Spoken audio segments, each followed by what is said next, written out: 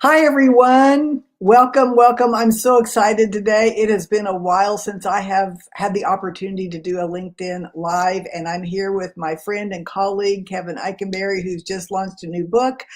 I cannot wait to dig in because I read it. Yes, Flexible Leadership. I read it yesterday. I spent several hours actually going through it, and it's so good. I can't wait to dive in, but I'm going to introduce you first. This is Kevin Eikenberry, the Chief Potential Officer of the Kevin Eikenberry Group. It's a leadership and learning company based in Indianapolis, Indiana, with a team across the United States.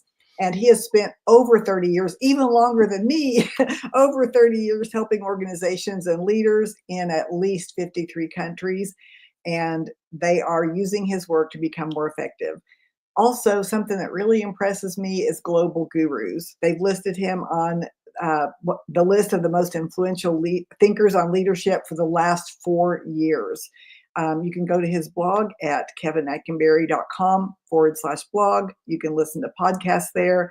So all the books, lots of books, Remarkable Leader. I remember you from Bud to Boss. I think that's when we met. Long distance leader, long distance teammate, and long distance team. But today we're going to learn about the latest book, Flexible Leadership, Navigate Uncertainty and Lead with Confidence. I think that's your most important work yet because we are living in such times of uncertainty. So welcome so much to the interview.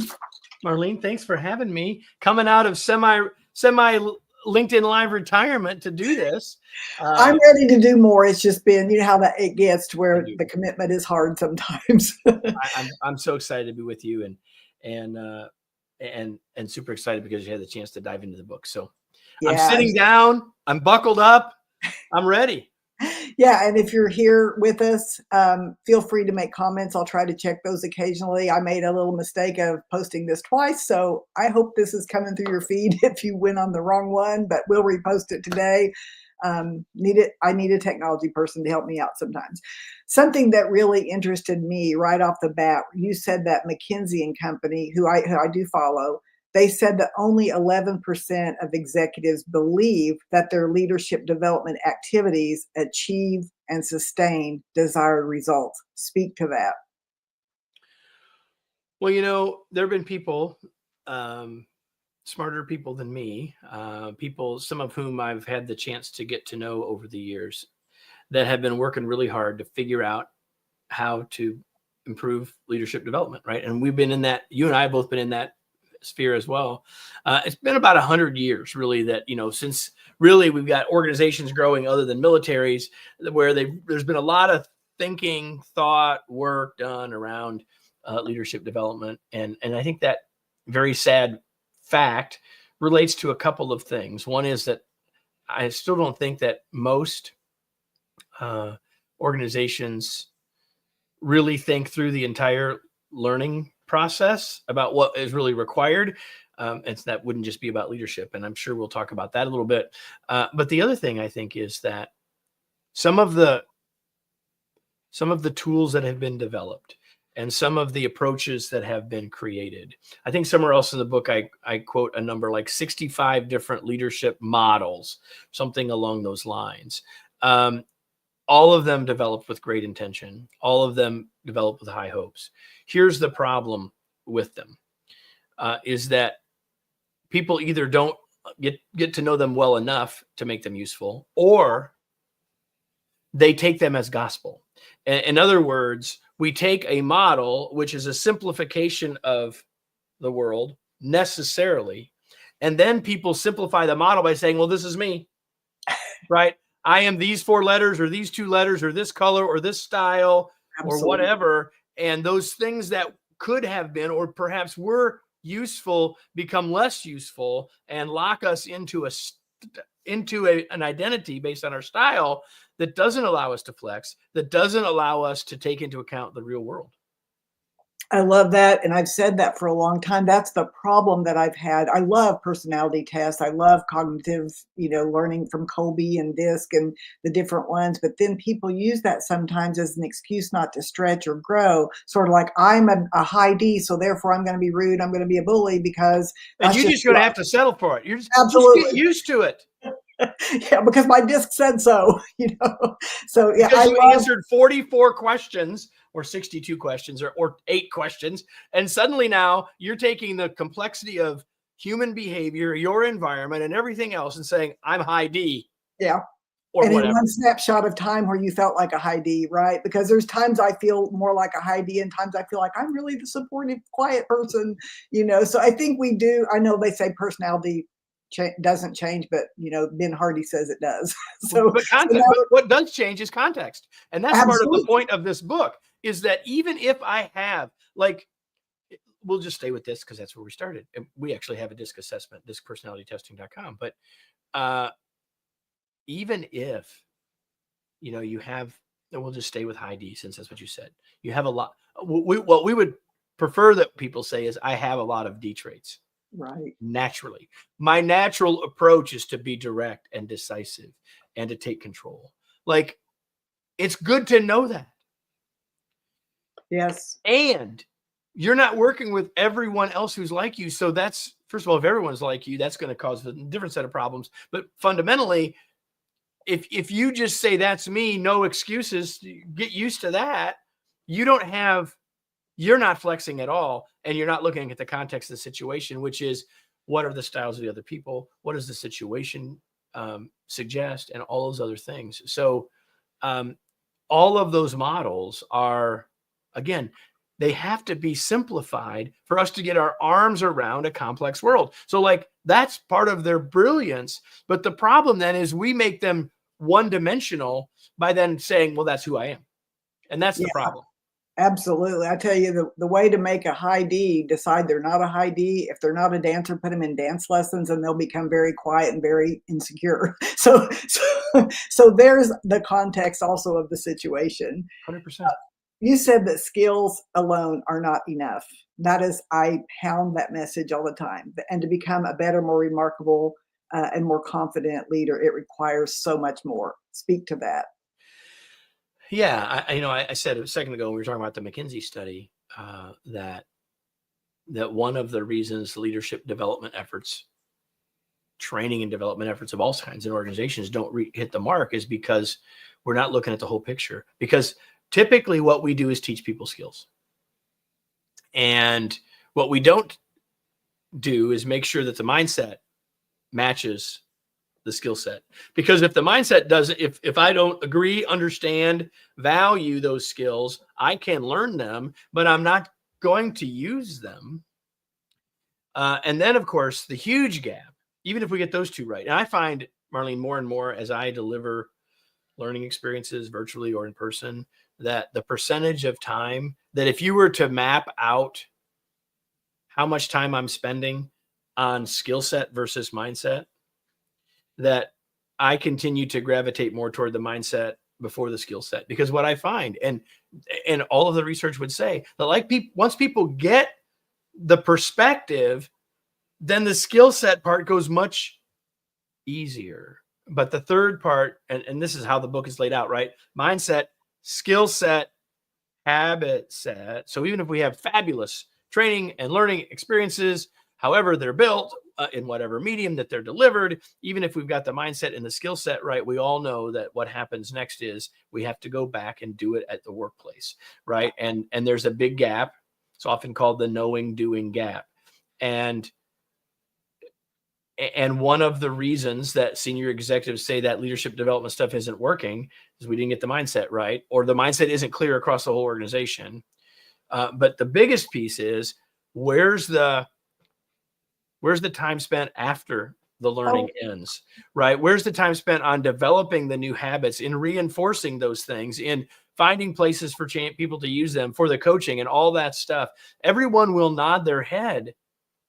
They're just not doing it. No, they're not practice. It's a practice. It's not like I got the workshop, I read the book, and I'm fixed, and I'm whole, I'm complete, and I lack nothing. I had someone say not long ago, "Oh, I tried one of your skills, to be curious." And I said, "I'm curious, but I felt so slimy, but it worked." And I'm like, "Oh my goodness." It is not about a repeatable saying or skill or phrase to get your way to manipulate someone. It's about truly being curious and shifting the know-it-all mindset to I'm curious. That's the mindset part that's got to go in front of, right? So the intention matches this behavior, right? Yes, yes. And I said, oh, my work should never make anyone feel slimy. If that's what's happening, there's something that we're missing here. But the good news was, I mean, that's the bad news in that story, but the good news in that story is they did go try it. They tried it. And that it worked, right? Yeah. So now you just got to help them back on, again, that front part, mindset, skill set, habit set. I would say, while I understand your sort of concern with that, like, I didn't want them to feel slimy. They did try it. And they did try it. And right? I was happy. You can help them figure out the front end again. And because they talk to you about it. It's awesome. Right, right. And it's that blind spot that we all have when we're trying a skill, but we don't understand the motive or the intention. I love you talk a lot about intention. Let's just go there. Intention's a big thing. I've heard people say intention doesn't matter, direction does. And I'm like, you can't have a direction though without an intention to go a certain direction. So a lot of people will say, well, intention, it's action that matters, it's not intention. But if we don't have the intention right on the front end, we will be rudderless. And if we do, like all of us have, I mean, maybe it's only Kevin. This happens to me all the time, where I will say something or do something or ask a question, and the other person misinterprets it. I know I'm not the only person whom that happens to, but here's the thing. If I'm clear on my intention on the front end, then it's much more likely that I can redirect that. And in fact, here's one of the things I've learned is that when I know my intention is crystal clear, I'm now better. And I'm talking about granular stuff here, not like big grandiose stuff, right? Like I'm much better at even keep saying something. Like I'll say, hey, I have a question, but let me be clear. My intention is this. And by simply saying that on the front end, you have such a better chance of not having a miscommunication, but also being able to rectify or fix if they're still like, really, are you sure that was your intention? Like, because it didn't feel that way. If I'm clear on it, and again, I say that often to my team or to other people, to my wife. No, like, okay, I'm going to ask a question. Here's why I'm asking. Or when I do ask, and it's clear it didn't land, time out. Let me ask it a different way because that's not what I meant. Or I'm going to ask a question that's not meant as a suggestion. It's meant as a curious question. Back to your curiosity thing. Like, so we can talk about intention in the big picture, but like, that's why I took those examples that are like super simple and they happen to us all day long. And we know the power of it there, right? I still asked the question and I have to ask the question. But if my intention is positive, if my intention is neutral, if my intention is to elicit input and not gain agreement, like what is my intention? And if I'm clear on that, I got a much better chance of success. And one of the reasons that I talk about it in the book is that if you're not going to be flexible without intention, and here's why, because you'll just do what you do naturally, whether it's DISC and all the other stuff related that we talked about before, or it's just your natural inclination. I've done this 84 times. And so this looks the same. So I'm going to do it that way again. Intention says, well, maybe it's not the same, or maybe I ought to at least consider something else. Am I willing to do that? And that without that intention, there's little chance you will be flexible because you will just do what you've always done. Well, and I think intention, I'll see if you agree with this, but it has to do with your own self-awareness of what your intention really is. Yeah. Because a guy named Gary Zukav said, if you don't know your intention before a conversation, you'll know it afterwards. And so when you say, well, I was only trying to, no, you had a hidden motive. You were angry and you wanted to make sure you proved a point. Sometimes we have hidden motives that we're not even aware of until after the blow up happens. Which is why that deep breath is really useful. But yeah, that's exactly right. The clearer that we are about what our intention is. And here's the other thing about the example I gave you all a minute ago. And I often say to people, thoughts are fuzzy, words bring clarity. So the other thing that happens when I say to you, so Marlene, I'm going to ask a question. I don't want you to misinterpret it. I'm asking this question purely from a curiosity perspective. Mm-hmm. Now, by me doing that, I've helped you in the front end of this of me asking this question, but I've also helped me ask a better question. Because sometimes we'll ask the question like, man, I should have asked it differently. It would have landed better. That's right. But that mostly comes back to our intention. If we're clear about why we were asking in the first place, we got a better shot, not a perfect shot, we're humans, of having it go better the first time. Absolutely. I love how you really drilled this down. It's something I think a lot about, and I think you've made some really important distinctions about how to use that, not only as self-awareness, but as clarifying, as creating, as collaborating, as confidence. That it does give you more confidence when you're clear of your own motives. Even if someone misunderstands, you can say, how did you think that? What did you think I meant from that? Let me clarify. My intention was simply to understand, simply to make a suggestion or not make a suggestion. And we have to remember on that same area, we have to remember that as leaders, there's two things. One thing I know is true, and a second thing that I'm pretty sure is true for you. And I'm not speaking to you, Marlene. I'm just speaking to you, the audience, right? Here's the first thing. If you're the boss, they're paying more attention to your thoughts and actions and words than you think. Mm. I mean, like, they may not like them, but they're paying attention to them. The power differential is real. And I don't think we should try to take it away. Like, I think we can try to minimize it, but I don't think we want it to go away. Positional power is useful, and there's nothing wrong with it as long as it's not misused. So if you have positional power, if you are a capital L leader, then it's important for us to realize that people are paying more attention than we probably realize. That's the first thing. That I know. And the second thing is, and what I'm betting is true for most of us, is we got promoted maybe multiple times because we were really good at doing the work. We had technical subject matter expertise. And so we were rewarded for having right answers. Right? And as humans, it feels good when we have right answers.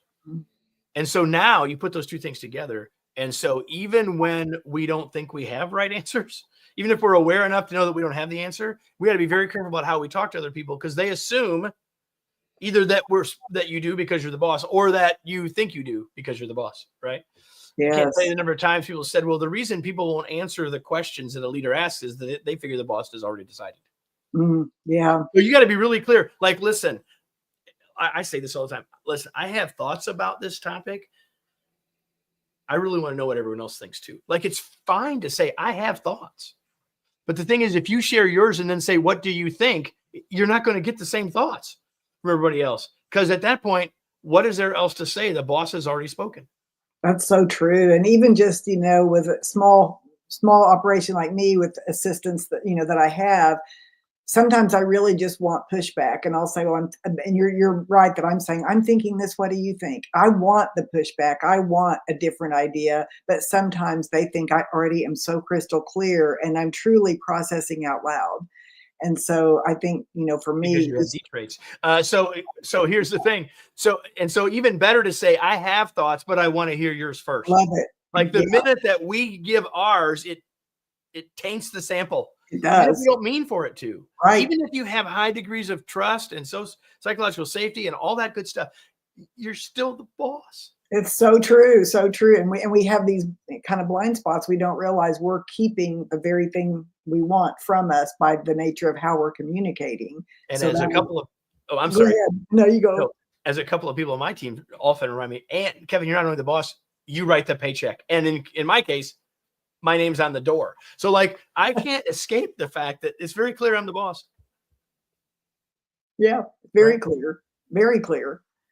So if I want something to be more collaborative, I have to flex what I might naturally do, because I have a lot of I and D traits, if we're going to keep talking about DISC, which means that I often process out loud. Yes. Yes. So if I know that about myself, I need to be willing to go be different than that natural inclination, because even if my intention isn't that my intention, that I know that as a leader, many times I need to talk less and talk later, even though my personal style, natural approach would be to talk first and talk louder. It's exactly the opposite of what I often need to be doing. And that doesn't mean that you can't have a lot of I or D traits and be an effective leader. It just means in that particular situation, you need to modify, you need to flex. And if you don't, it's to your detriment.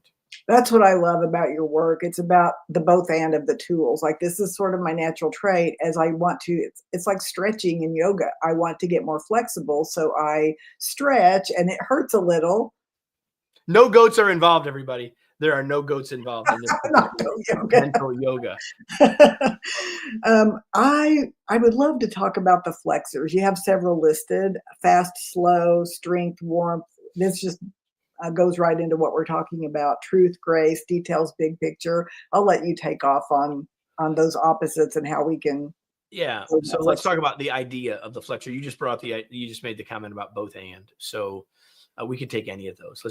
You said fast and slow. So I call it the fast, slow flexor. And so here's the idea of any flexor. And there are 19 in the book. That's not all that there are. Once you see this, you will see this pattern in the world all over. And I think it will help you understand a lot of things in the world differently. And I would humbly say, help you be wiser.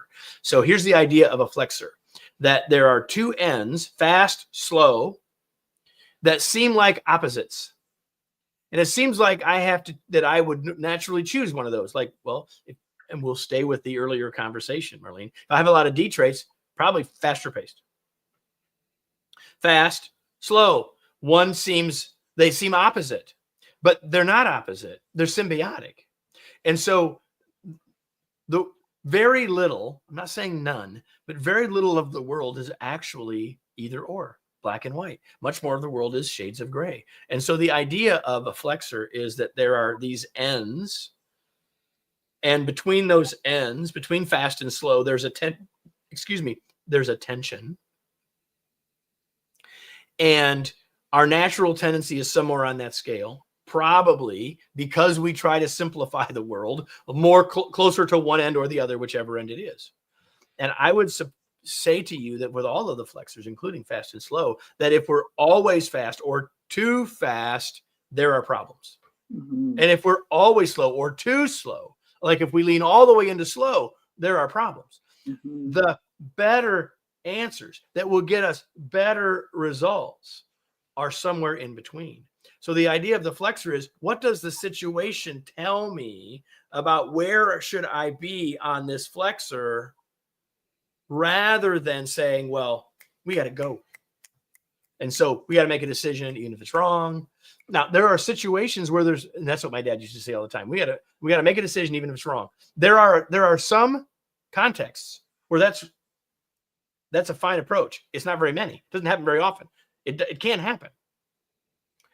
But much more often, and here's a situation that we could go faster. Like, I do know the answer. We have a process. The process has worked for a long time. We know the best practice, and we know what the cause and effects of the choices are. We can probably go faster. We can look into the SOPs, but we also know that sometimes the SOPs cause us problems. Why? Because the context doesn't match the SOP anymore. And so being faster in that moment isn't likely serving us. We probably need to be leaning in towards, well, maybe we need to gather some more data. Maybe there's some expertise that I don't have, or the team doesn't have, or who on the team has that expertise that would lead us to be a little slower, a little more deliberate in that particular moment. And so that's a little bit about the fast, slow flexor, but it's really, Marlene, about the idea of flexors is that there's tension, right? And if there's tension between those ideas, here's one in the world right now: the tension between what I call the outcome others flexor. And so all of the discussion over the last 3 or 4 years, almost 5 years now, about where people should work. Should they be in the office or should they be at home? Like, we've had all this conversation. Well, if we don't let them stay at home leaning toward others, then they're going to leave. So we don't like it, but we're going to lean all the way toward others. Nope, we're going to bring people back to the office. It's about the outcomes. It's about this, that, and the next thing. And so I think you can look at all of the discussion and all of the consternation of everything related to return to office and all of the policies related to that on the frame of the outcome others flexor, and the problems are at the extremes. Wow. Did you see a lot of that in your other books, the ones Oh, that you 100%. Like I didn't have it. I couldn't put the words around it in the way that I can now, Mhm. but absolutely. And so I think it's an example of where should we, how do we lean, and how do we lean together, and how do we think about that rather than saying, because it's not like this or this. I just read yesterday, and I will get the numbers wrong, everybody, but I will get it right directionally. That, even though more and more organizations are saying it's back in the office 5 days a week, um, office spaces inside of spaces are being used less than 50% of the time. In other Mhm. words, even if we're saying you got to be back, or our policy is we're going to be back, that isn't necessarily what we're doing. Right. And which, by the way, does not surprise me at all, because what's happening is, and by the way, even though I wrote 3 books with the words long distance at the front of them, I'm not necessarily the person that's the big advocate that everyone should work from home. I'm not Mhm. saying that. What I'm saying is we should make decisions about what works for our organization and Right. our context, and make decisions from there. And if we're going to be at distance, then we got to think about leading differently. That's what I would say. So my point here is that it's not about the policy, it's about where do we really need to be. And that probably means somewhere on the flexor. Both Well, ends. I was just thinking when you were saying that pilot versus policy. So the pilot lets us try it. The pilot lets us see what works. The pilot lets us all be engaged in the decision making and what's going to make it work. And I see so often we're going to make a new policy because something's not going well, yet we don't have the skills to have the conversation about it when it's not going well, but we're going to build that policy and that's going to fix it. Well, and the other thing about policies is they work really well when we know the context, when the context is really clear, and it most of the time it isn't now. And Yeah. so, and I've been saying now for about 3 or 4 years we should pilot more than create policy. And I'll say 2 more things about that. We should do more than one pilot. You should do Yes. multiple pilots. If you got a big enough work, now if you got 5 people on your team, it's going to be harder to do. But like, that's probably not where the policy problem falls anyway, Right. right? So Exactly. we should be trying multiple things to find what really works in our situation. And the second thing about policies that I would say is they should have expiration dates, Mm. Mm. or at a minimum, they should have dates upon which they must be reviewed and refreshed. I'm I not saying love they that. have to go away in 2 years, but in 2 years, we're going to look at it. We shouldn't have any policy that is so dusty that no one even knows what it is. Right. That the world is changing So fast. in ways that the policy that we had 5 years ago that might have been super solid is creating unintended consequences now. And so we should be reconsidering those on a regular basis. Well, your book couldn't have come at a better time because there is so much uncertainty, and the brain doesn't like uncertainty, as you say. It's terrified of uncertainty. So we're about to wrap up with about 5 more minutes. I'm going to give you the last question that I had. Well, I've got 2 questions, so I'm gonna package them together and you can go Okay. where you wanna go. So the first one was, what has been the most surprising insight or lesson you've learned while writing the book? And the second one was, as we move into 2025 and beyond, how do you see the role of flexibility evolving in leadership? So I think, and I hope this isn't just personal bias. I mean, I really hope this is true. I am more excited about what's in this book now than when I wrote it. I believe that it is more relevant. I was a little worried that that people wouldn't. I don't know how to say this. I was a little worried that uh, it would be hard for people to translate that to their daily work. And the feedback that we're getting so far is the opposite of that, which is great. And the reason, the second half of your question about flexibility into the future is, I think, I said at the start, I'll put it this way. I said at the start that all of the models that have been created can become a problem. And what I haven't created here is a model. What I've created here is an approach, Mm, which means that it necessarily can flex with the times. I mm, actually believe that being willing and able, and then actually flexing is the future of leading. And whether you subscribe to doing it the way that I've talked about here, I mean, I'd certainly love for that to be the case. That's not what I'm saying. What I'm saying is if we stay rooted in doing only the things we've ever done and somehow expect that our results will get somehow better as the world changes, like the world is not going to evolve in the direction of our natural tendencies. I will not take that bet. Right? That's right. So we have to be willing. Now we can be rooted in our principles and our purpose, like those, like we can be rooted in those things, but in the approaches that we take, in the how we lead,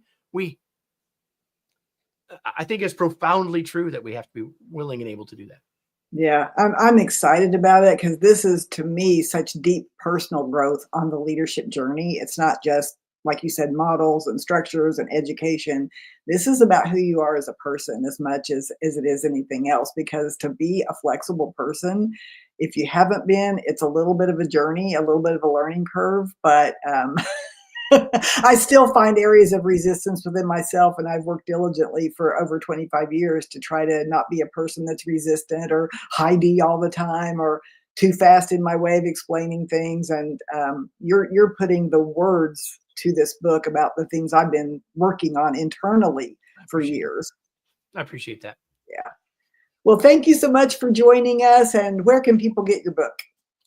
Well, they can go wherever fine books are sold, I suppose. But here's where I would encourage you to go. I have 2 links for you. First, go to flexibleleadershipbook.com. If you go to flexibleleadershipbook.com, you will be able to get a sample chapter of the book. But you'll also see all the ways to buy the book, whether you want to buy one, whether you want to buy multiples. And the more you buy, the more bonuses that we have for you. I would humbly suggest you buy 2. And I wouldn't say that just about this book, but about any book. Here's why. If you are serious about wanting to get better at the stuff we've talked about today, you need to have someone walking alongside you, helping you. And the book is helpful, right? It gives you process. But if you want to make habit set change, you need someone walking along with you. So buy 2 copies, one for you and one for a friend, and work on these ideas together. That's what I would suggest. And the second thing I have for you is one other link, and it's kevineikenberry.com/gift.